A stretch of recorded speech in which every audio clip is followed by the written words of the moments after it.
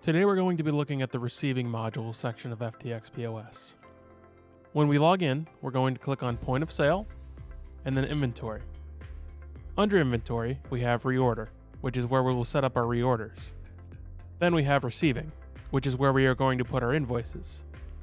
We want to click into Receiving, and under Receiving, we have 5 tabs across the top. We have the Invoices tab, which is where we're going to see our active invoices as well as our applied invoices. The invoice number is on the left side, the location that it's for is on the top, and also the vendor that it's from, the total cost of the invoice, and whether or not it's the purchase order attached to it. When it's applicable, if this invoice was applied, there will be a little green circle right here.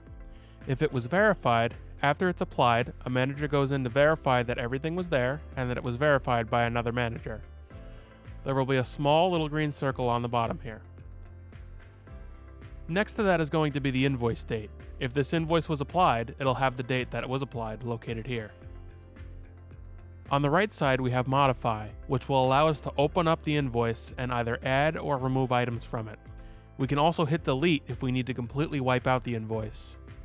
If we make a mistake to the invoice number and don't realize it until the last moment, we can simply delete it and redo the invoice.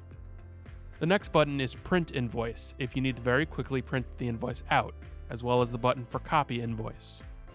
The second tab is Verified Invoices.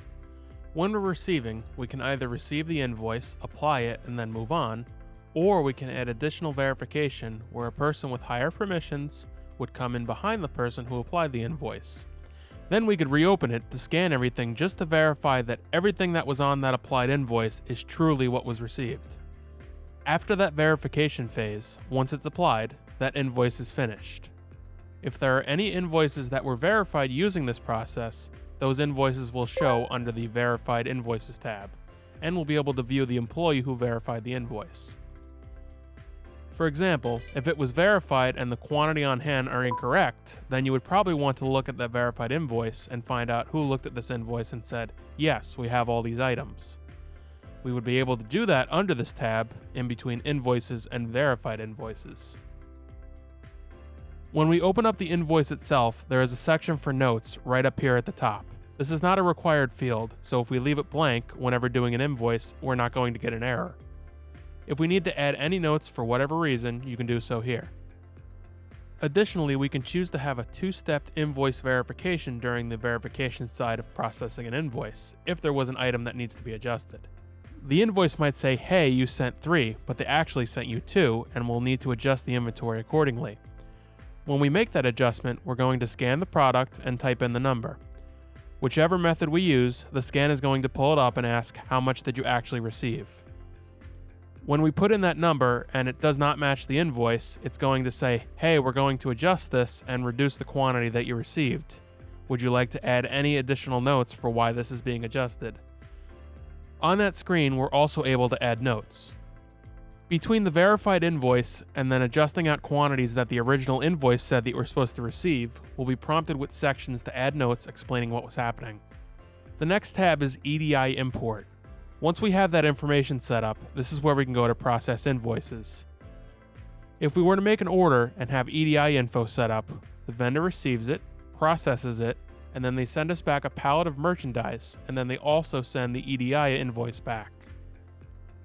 More than likely, we'll get a notification saying that the vendor is delivering our invoices. This will indicate we want to go to Control Center, go to the EDI Import tab, select the location that's supposed to receive that invoice today, and then select the vendor that it's coming from. After we have these parameters selected, we can search invoices, which will look at the FTP server and connection for this vendor that you've set up.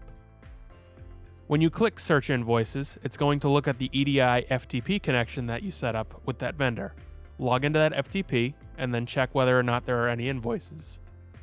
If there are any invoices, they're going to show up in a list in the EDI Files to Process column right here. There'll be separate line items that you'll be able to click and highlight.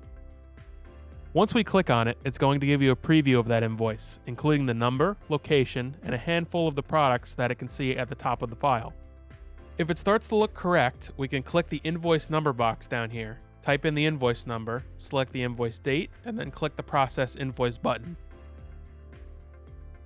After that, it'll take the EDI file, convert it straight to an invoice, along with all the items that were supposed to be on that invoice, so items don't have to be manually added.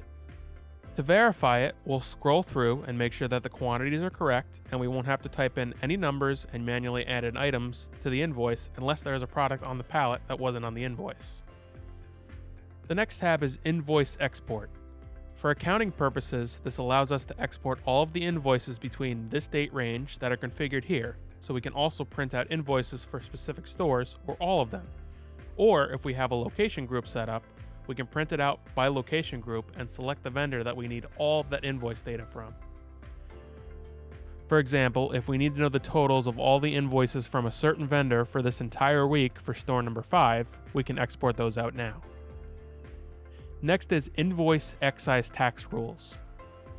This is a way for us to configure a set of rules for applying excise tax to items upon receiving them.